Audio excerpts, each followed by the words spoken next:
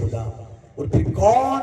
امام حسن اور امام حسین علیہ السلام، جنہوں نے بتا دیا کربلا کے اندر کہ 8 ذی الحج کو جب سب لوگ حج کرنے مکہ جا رہے تھے تو اس وقت امام حسین علیہ السلام اپنا کل خانوادہ لے کر مکہ سے کربلا کی طرف جا رہے تھے. اور قیامت تک کے لیے امت کو بتا دیا کہ جب دین کی قدریں مٹ رہی ہو، دین کی حدود و قیود توڑی جا رہی ہو، اور جب یزید بدبخت اپنے باطل سوچ اور فکر کو اسلام کے نظام پر غالب کرنا چاہتا تھا، اس کو نمازوں سے کوئی ایشو نہیں تھا، روزوں سے، ظاہری عبادات سے کوئی پرابلم نہیں تھی. وہ تو کہتا تھا کہ اے امام حسین آپ مسجد کو سنبھالیں، میں معاشرے کو سنبھالتا ہوں، بس میرے ہاتھ پہ بیٹھ کر لیں. تو امام حسین علیہ السلام نے قیامت تک کی امت کو بتا دیا کہ جب دین پر مشکل وقت ہو، دین کی قدریں پامال ہو رہی ہوں، تو اس وقت نمازیں، زکوٰۃ، حج اور یہ معمول پہ ہی دین. فقط یہ عبادت نہیں ہوتا بلکہ اپنا تن، من، دھن، اپنی جان، اپنا مال، اپنا خاندان سب کچھ لے کر میدان کے اندر چلے جانا اور باطل اور طاغوتی طاقتوں کو للکارنا اور اپنے دین کو زندہ کرنے کے لیے اپنا سب کچھ قربان کر دینا، اس کو دین اسلام کہتے ہیں، اس کو معیاری دین کہتے ہیں، اس کو دین کا حقیقی تصور کہتے ہیں. اور پھر دین نے بتایا کہ جو دین سے وفا کرتا ہے، دین کی خدمت کا حق ادا کرتا ہے، خدا اور مصطفیٰ سے اپنی نسبت وفا کرتا ہے، تو پھر امام حسین کے ذریعے اللہ نے بتایا کہ جب سر تن سے جدا ہو جائے، نیزے کی نوک پر ہو، اس وقت بھی جب یزید کے دربار میں آپ کے سر مبارک کو نیزے کی نوک پر رکھ کے یزید بدبخت کے سامنے پیش کیا گیا تو امام حسین علیہ السلام کی لبوں پر قرآن کی تلاوت جاری ہو گئی.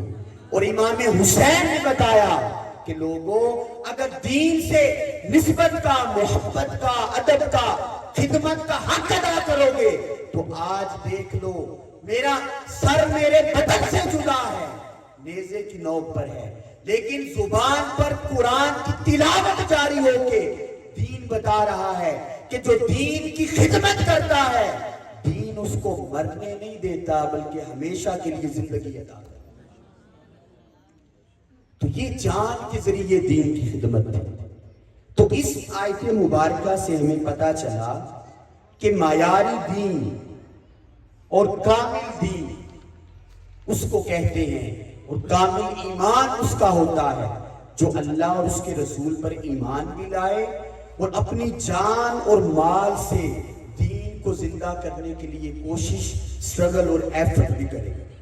پھر اس کے بعد اسی دین کی خدمت کو اللہ تعالیٰ نے اتنی بڑی شان عطا کی اور دین کی خدمت کو اپنے اور اپنے محبوب کی مدد قرار دیا، اپنے اور اپنے محبوب کی نصرت قرار دیا.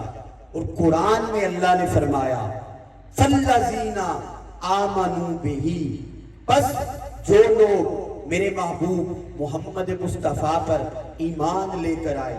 پھر فرمایا وَعَزَّرُوا، فقط ایمان لے کر نہیں آئے، پھر میرے محبوب کی تعظیم بھی کرتے ہیں، میرے محبوب سے وابستہ لوگوں کی تعظیم بھی کرتے ہیں، صحابہ سے محبت بھی کرتے ہیں، اہل بیت کا ادب اور تعظیم بھی کرتے ہیں، اولیاء و صالحین سے بھی محبت کرتے ہیں، اور کل انسانیت سے اور بالخصوص امت محمدی سے وہ محبت کرتے ہیں. پھر آگے فرمایا وَنَصَرُوهُ، جب وہ مصطفیٰ پر ایمان لے آتے ہیں تو اس ایمان کی برکت سے وہ دین کو غالب کرنے کے لیے، دین کو سر بلند کرنے کے لیے آقا علیہ السلام کے دست و بازو بن جاتے ہیں، ان کی مدد اور نصرت کرتے ہیں، اپنے کردار سے، اپنے عمل سے، اپنی فکر سے، اپنی روٹین لائف سے، ان کا اٹھنا بیٹھنا، کھانا پینا، سونا جاگنا، بولنا، ان کا کردار سراپائے نور بن جاتا ہے. وہ جدھر جاتے ہیں اپنے وجود سے علم، عمل اور محبت کو تقسیم کرنا شروع کر دیتے ہیں. ان کو کہنا نہیں پڑتا کہ ہم مصطفیٰ کے چاہنے والے ہیں. ان کا کردار، ان کا طرز حیات، ان کا عمل، ان کی فکر بتاتی ہے کہ یہ مصطفیٰ کے چاہنے والے ہیں. وہ ایسے بن جاتے ہیں. پھر اللہ نے آگے دوسری اور تیسری نشانی بیان کی، وَاتَّبَعُوا النُّورَ الَّذِي أُنزِلَ مَعَهُ، اور جو قرآن مصطفیٰ پر ہم نے نازل کیا اس کے بتائے ہوئے اصولوں کے مطابق اس کی پیروی کرتے ہیں، اتباع کرتے ہیں، قرآن سے محبت کرتے ہیں. پھر فرمایا اولئک هم المفلحون، وہی لوگ حقیقت میں فلاح پانے والے، وہی لوگ حقیقت میں کامیاب ہونے والے. تو یہ چار نشانیاں کامیابی کی، فلاح کی، اللہ رب العزت نے قرآن کے اندر ہم سب کو بتائیں. اور پھر اس کے بعد اگر آگے چلیں تو پتہ چلتا ہے کہ اللہ رب العزت نے دین کی خدمت کرنا، دین پر عمل کرنا، دین کو غالب کرنے کے لیے کوشش کرنا، سٹرگل کرنا، ایفرٹ کرنا، لوگوں کو دروس قرآن کے لیے بلانا، حلقات درود کے لیے بلانا، اعتکاف کے لیے بلانا، گوشہ درود کے لیے بلانا، اس کو اللہ تعالیٰ نے اپنے محبوب کی مدد بھی قرار دیا اور اپنی مدد بھی قرار دیا.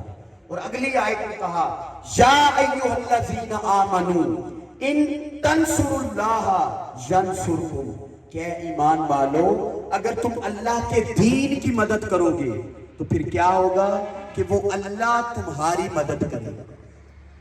اب اس آیت میں اللہ نے یہ بھی راز بتا دیا کہ اگر تم یہ چاہتے ہو کہ میری مدد، میری نصرت، میرا کرم، میرا فضل، میری رحمت، میرے انوار و تجلیات، میرے فیضات و برکات اے بندے تیرے تن اور من پر اترے اور تو اس نور کو محسوس کرے، تو اس کے لیے ایک ہی شرط ہے کہ آجا میرے لائے ہوئے دین سے جڑ جا، میرے مصطفیٰ سے جڑ جا، قرآن سے جڑ جا، اور اپنی سیرت کو، اپنے کردار کو مصطفیٰ کے رنگ میں رنگنا شروع کر دے.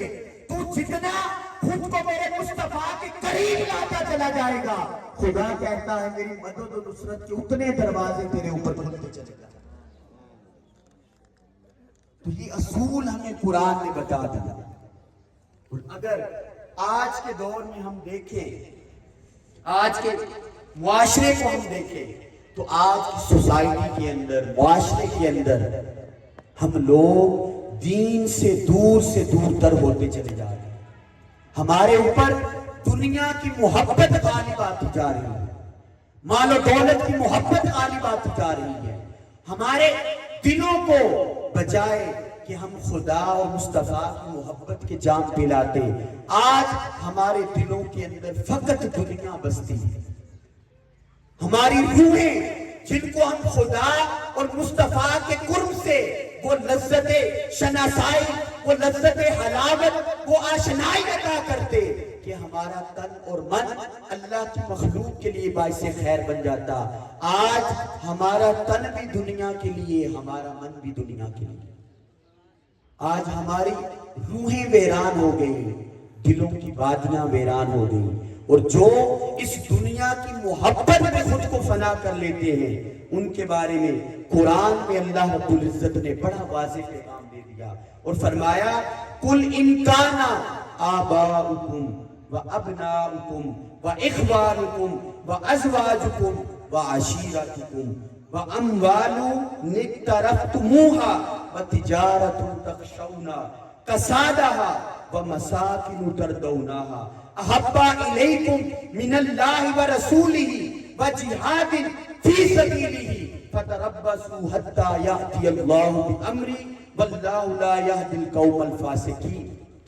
تو اس آیت میں اللہ نے سارے راز کھول دیے اور ہمیں پیغام دے دیا کیا کہ اے میرے محبوب آپ ان کو بتا دیں، ان کو سمجھا دیں. کیا اگر تمہارے باپ دادا، تمہارے بیٹے بیٹیاں، تمہارے بھائی بہنیں، تمہاری بیویاں اور تمہارے دیگر سارے رشتہ دار اور تمہارا مال و دولت جس کو تم نے بڑی مشکل سے کمایا، تمہارا کاروبار، تجارت جس کے نقصان سے تم ڈرتے ہو، تمہارے گھر جن کو دیکھ کے تم اپنی آنکھیں ٹھنڈی کرتے ہو، میرے محبوب ان کو بتا دو کہ کیا اگر تمہارے نزدیک یہ ساری محبتیں اللہ کی محبت پر، مصطفیٰ کی محبت پر، مصطفیٰ کے لائے ہوئے دین کی محبت پر غالب آ گئی، تو اللہ نے کہا کہ میرے محبوب ان کو بتا دو کہ پھر انتظار کریں یہاں تک کہ اللہ اپنا حکم عذاب لے آئے۔ تو اس آیت میں اللہ نے بڑے واضح انداز میں ہم سب کو بتا دیا اور کہا بندے اگر تو خدا کی محبت کو، دین کی محبت کو، میرے مصطفیٰ کی محبت کو، ان ساری محبتوں پر غالب کر لے گا اور اس کے بعد تو اپنے والدین سے، رشتہ داروں سے، فیملی سے، مال و دولت سے، تجارت سے، گھر سے محبت کرے گا، تو پھر یہ تیری ساری محبتیں عبادت بن جائیں گی۔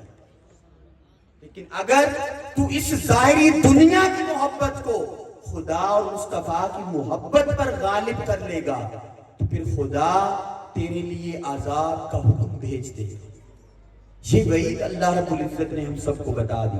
تو پتا چلا کہ اگر ہم اپنے ایمان میں کامل ہونا چاہتے ہیں، ہم دنیا اور آخرت میں کامیاب ہونا چاہتے ہیں، تو آپ کہیں کہ قمر بھائی آج کے دور کے اندر ہم کوشش تو بڑی کرتے ہیں، لیکن اس کے باوجود دنیا داری اتنی ہے، نفسا نفسی اتنی ہے کہ آج آ کے الٹیمیٹلی دنیا ہم پہ غالب ہو جاتی ہے۔ تو آپ کوئی طریقہ بتا دیں، کوئی اصول بتا دیں۔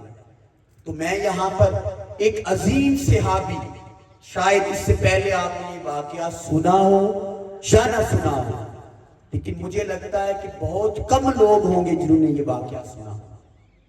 تو اس واقعے سے آپ آج کے موضوع کی اصل روح کو جان جائیں کہ خدمت دین کہتے جس کو۔ آقا علیہ السلام مدینہ المنورہ میں موجود ہیں اور آپ سے مدینہ سے 13-14 میل کے فاصلے پر ایک بستی ہے۔ اس گاؤں میں، اس بستی میں سارے کافر اور مشرک ہیں۔ وہاں سے چند نوجوان چلتے چلتے گھومتے پھرتے مدینہ پہنچ گئے۔ جب مدینہ پہنچے تو انہوں نے کہا کہ اسی مدینہ میں ایک محمد صلی اللہ علیہ وسلم رہتے ہیں، ان کے بارے میں ہم نے طرح طرح کی باتیں سنی ہیں، تو کیوں نہ آج ہم ذرا دیکھ لیں کیا وہ واقعہ ہی ویسے ہیں یا نہیں ہیں۔ وہ دو جوان اکٹھے ہو کر مدینہ میں آقا علیہ السلام کی بارگاہ میں حاضر ہو گئے۔ جب ان کی نگاہ مصطفیٰ کے بددعا مکھڑے پر پڑی، مصطفیٰ کے پر نور چہرے پر پڑی، وہ نور ان کے دلوں میں ایسا اترا کہ انہوں نے کہا کہ ہم تو محمد مصطفیٰ کے بارے میں کچھ اور سنتے رہے، آج پتا چلا کہ اس روح زمین میں اس محمد مصطفیٰ سے زیادہ نہ کوئی حسین ہے نہ کوئی کریم ہے۔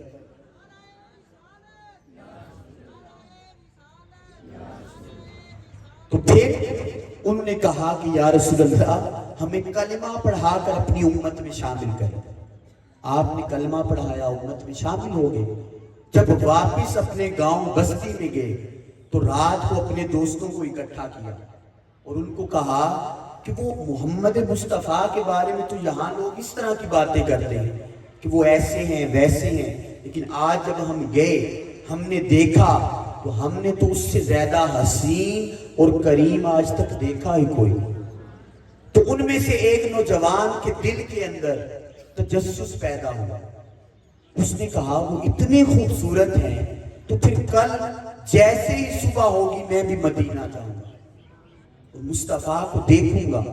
وہ نوجوان اپنے گاؤں سے چلتا ہے، مدینہ پہنچتا ہے اور جب اس کی نظر مصطفیٰ کے چہرے پر پڑتی ہے تو وہ نوجوان کہتا ہے کہ میرے دوست جو کچھ بتا رہے تھے وہ تو کچھ بھی نہیں، اللہ کی عزت کی قسم یہ مصطفیٰ تو اتنے کریم ہیں، اتنے حسین ہیں، آج ان کو دیکھا تو پتا چلا۔ اور مصطفیٰ کے قدموں میں جا کر کہا کہ یا رسول اللہ مجھے بھی کلمہ پڑھا کے اپنی امت میں شامل کر۔ مصطفیٰ کی امت میں شامل ہو گیا۔ وہ نوجوان شام تک واپس پہنچا۔ اب جب پہنچا تو کیونکہ اس کے دل کے اندر میرے مصطفیٰ کی نسبت، محبت، ادب، تعظیم اور عشق کی چنگاری پیدا ہو گئی تھی۔ اور ایک نیچرلی قاعدہ ہے کہ انسان جب کسی سے اپنا قلبی تعلق استوار کرتا ہے، کسی سے محبت کرتا ہے، تو پھر اس کا جب بھی کوئی نام لے تو انسان کی ساری توجہ اس نام لینے والے کی طرف چلی جاتی ہے۔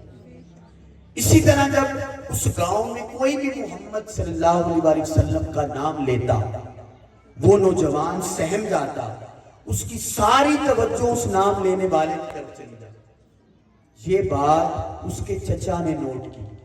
جب شام کو گھر آیا، اس کے چچا نے اس کی ماں کو بھی بلوایا اور کہا کہ اے نوجوان، تو کہیں مصطفیٰ کا کلمہ پڑھ کے ان کی امت میں تو نہیں داخل ہو گیا؟ تو اس نوجوان نے کہا کہ چچا ہاں بالکل، میں اس مصطفیٰ کا کلمہ پڑھ کے ان کی امت میں شامل ہو گیا، اور یہاں جو کچھ تم کہتے ہو وہ ویسے نہیں ہے، یہ سب جھوٹ ہے، یہ سب تہمت ہے۔ تو اس کے چچا نے کہا کہ اگر تم نے کلمہ پڑھ لیا ہے تو تیرے پاس دو راستے ہیں، ایک یہ کہ تم پلٹ آ، دوبارہ کافر اور مشرک بن جا، دوسرا یہ کہ اگر تو واپس نہیں آتا تو اس بستی اور گھر کو چھوڑ کے تو مدینہ چلا جا۔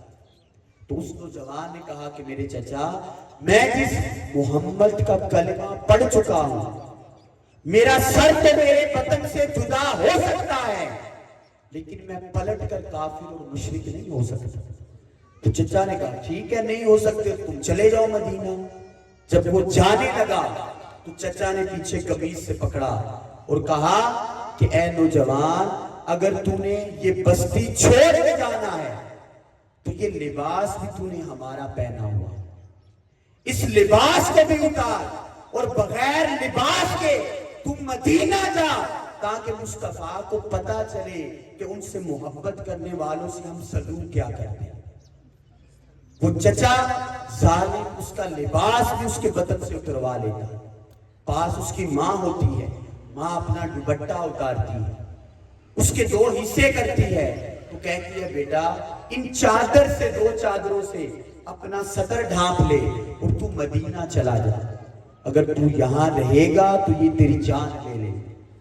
وہ نوجوان شام کے وقت دو چادروں میں اپنا جسم ڈھانپ کے مدینہ کی طرف ہجرت کرتا ہے۔ جب صبح فجر کا وقت ہوتا ہے، مصطفیٰ اپنی مسند پر جلوہ افروز ہوتے ہیں، تو کیا دیکھتے ہیں کہ مسجد کے دروازے پر وہ نوجوان دو چادروں میں لپٹا ہوا کھڑا۔ میرے مصطفیٰ اس کو بلواتے ہیں اور اس کا نام عبداللہ رکھا ہوتا ہے آقا علیہ السلام نے۔ تو کہتے ہیں عبداللہ یہ تیرا حال کس نے کیا؟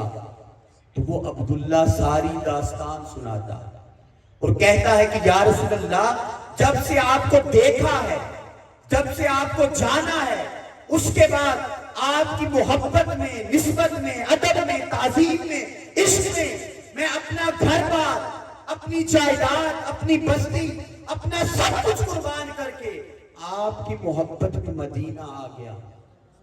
جب آقا علیہ السلام یہ سنتے ہیں تو آپ کی آنکھوں سے آنسو جاری ہو جاتے ہیں، صحابہ کرام رونا شروع کر دیتے ہیں۔ تو آقا علیہ السلام صحابہ کو مخاطب کر کے کہتے ہیں کہ اے میرے صحابہ، اس نوجوان کو دیکھ لو، آج کے بعد اس نوجوان کا نام عبداللہ نہیں، اس کا نام ذوالبجدین ہے۔ کیا ہے؟ ذوالبجدین ہے۔ اور ذوالبجدین کہتے ہیں دو چادروں والا، دو چادروں والا۔ تو مصطفیٰ نے کہا اب قیامت تک میری امت میں کوئی بھی نوجوان مجھ سے محبت کا دعویٰ کرے، مجھ سے عشق کا دعویٰ کرے، میری غلامی کا دعویٰ کرے، میری نسبت کا دعویٰ کرے، تو اس کو کہنا ذوالبجدین کی سیرت کو پڑھ لو، ذوالبجدین کی سیرت کو پڑھ لو، تمہیں پتا چل جائے گا مصطفیٰ سے محبت کرنے والے ہوتے کیسے۔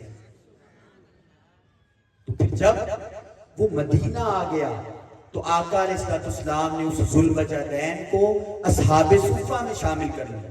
جب اصحاب صفہ میں شامل کر لیا تو صبح جب فجر کی نماز ختم ہوتی، کلاس کے بعد، سبق پڑھنے کے بعد وہی ذوالبجادین مسجد کے باہر والے دروازے پر کھڑا ہو کر بلند آواز سے اللہ اللہ اللہ کی صدائیں بلند کریں، اور آپ بھی میرے ساتھ بلند کریں گے تاکہ چرند کی یہ سرزمین بتائے کہ یہاں پر خدا اور مصطفیٰ کے چاہنے والے، اور شاید اسی ذکر سے ذوالبجادین کی محبت کی خیرات ہمیں بھی عطا ہو جائے۔ صرف 5 دفعہ بلند آواز سے کہیں گے اللہ اللہ اللہ اللہ اللہ اللہ، اور جب یہ ذکر ذوالبجادین کرتے تو ایک دن عمر فاروق رضی اللہ تعالیٰ عنہ ان کا گزر ہوا، انہوں نے کہا ذوالبجادین اونچی آواز میں اللہ اللہ نہ کیا کر، لوگ تنگ ہوتے ہیں صبح۔ ذوالبجادین ساری بات سن کے خاموشی سے مصطفیٰ کے پاس چلا، زارو قطار رونا شروع کر دیا اور کہا یا رسول اللہ، آج عمر فاروق رضی اللہ تعالیٰ عنہ نے مجھے منع کر دیا کہ میں اونچی آواز میں اللہ کا ذکر نہ کیا کروں۔ تو آقا علیہ السلام نے کہا کہ جاؤ عمر فاروق کو بلواؤ۔ جب عمر فاروق رضی اللہ تعالیٰ عنہ آئے تو آقا علیہ السلام نے پوچھا اور انہوں نے بتایا کہ یا رسول اللہ میں نے اس وجہ سے منع کیا۔ تو آقا علیہ السلام نے کہا اے عمر فاروق، تم جانتے ہو یہ ذوالبجادین کون ہے؟ یہ وہ ہے جس نے میری اور خدا کی محبت میں دنیا کو ٹھکرا کر وہاں سے مدینہ ہجرت کی۔ جب اس کے دل کے اندر، اس کے من کے اندر خدا اور مصطفیٰ کی محبت کے دھاگڑ بجتے ہیں تو یہ اللہ اللہ کر کے اپنی محبت کا اظہار خدا اور مصطفیٰ سے کرتا۔ اے عمر فاروق، آئندہ اس کو بلند آواز سے ذکر کرنے سے منع نہیں کرنا۔ تو عمر فاروق نے کہا کہ یا رسول اللہ، جیسے آپ نے حکم فرمایا ویسا ہی ہوگا۔ پھر اس کے بعد یہی ذوالبجادین اکثر غزوات میں آقا علیہ السلام کے ساتھ جنگ کرنے جاتا، اور ایک غزوہ میں یہی ذوالبجادین بہت سخت بیمار ہو گیا، اتنا بخار ہوا کہ بے ہوش ہونا شروع ہو گئے۔ تو صحابہ نے آقا علیہ السلام کو بتایا، اور حدیث میں آتا ہے کہ آقا علیہ السلام ذوالبجادین کے خیمے میں آئے، آپ زمین پر بیٹھے، ذوالبجادین کے سر کو اپنی گردن میں رکھا اور سر پر ہاتھ رکھ کے کہا کہ میرے ذوالبجادین تمہیں کیا ہوا، تو اتنا سخت بیمار ہو گیا۔ اور جب ذوالبجادین نے تھوڑی سی آنکھیں کھولی تو کیا دیکھا کہ سر مصطفیٰ کی گود میں ہے اور سامنے چہرہ مصطفیٰ ہے۔ تو ذوالبجادین نے کہا کہ یا رسول اللہ، ایک علی شیر خدا تھے، جب دنیا میں آئے آنکھ کھولی تب جب خدا کے محبوب کا چہرہ سامنے آیا، اور آج میرا سر مبارک آپ نے اپنی گود میں رکھ کے میں نے دین کے لیے جتنی قربانیاں دی ان سب کی قیمت آپ نے ادا کر دی۔ پھر وہ ذوالبجادین اتنا سخت بیمار ہوا کہ وہیں پر اس کی روح کفسر انسری سے پرواز کر گیا، اس کا وصال ہو گیا۔ جب ہو گیا تو آقا علیہ السلام رونا شروع، مصطفیٰ کے صحابہ رونا شروع ہو گئے۔ تو آقا نے کہا کہ اے میرے صحابہ، یہ وہ نوجوان ذوالبجادین ہے کہ جو آج سے اتنا عرصہ قبل اپنا سب کچھ خدا اور مصطفیٰ کی محبت میں چھوڑ کے یہاں آ گیا۔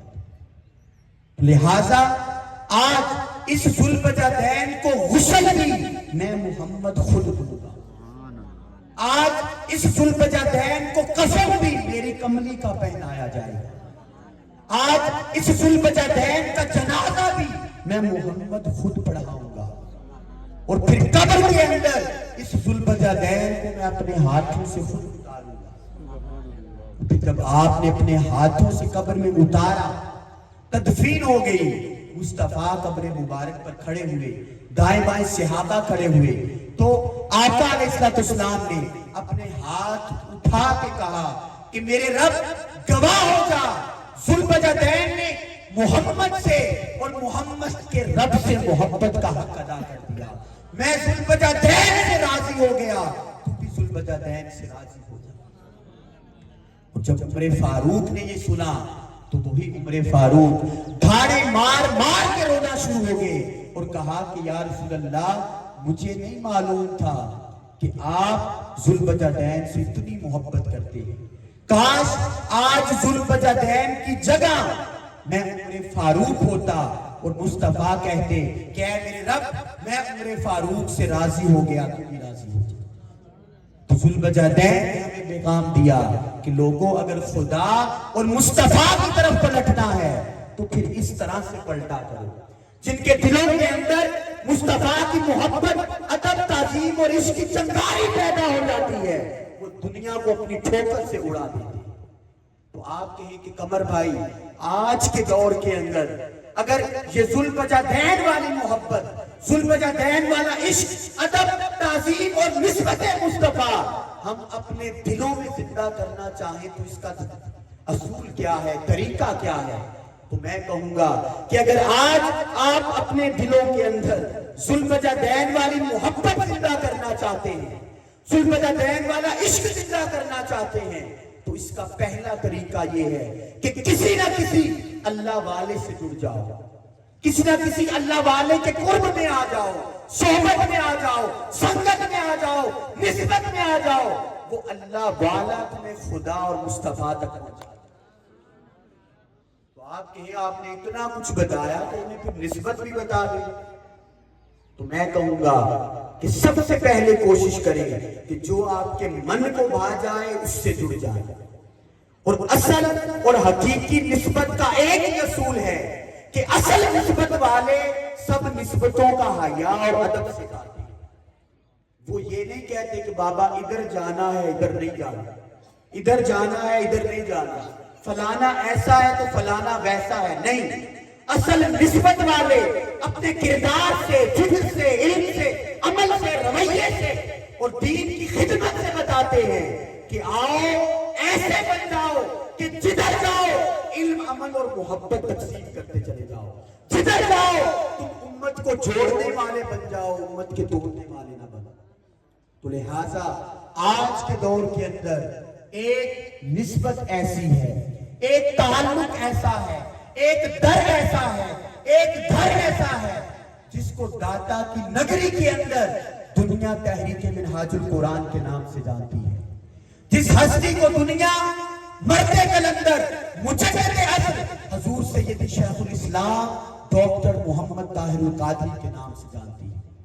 یہ وہ میرے مصطفیٰ کے فیض کا چشمہ ہے, یہ وہ علی شیر خدا کے فیض کا چشمہ ہے, یہ سیدہ کائنات کے فیض کا چشمہ ہے, یہ حضور غوث العظم کے فیض کا ایسا چشمہ ہے کہ مشرق سے لے کر مغرب تک, شمال سے لے کے جنوب تک ساری دنیا اپنے ظرف کے مطابق اس چشمے سے خیرات سمیٹ رہی ہے, میرے مصطفیٰ کی محبت سمیٹ رہی ہے.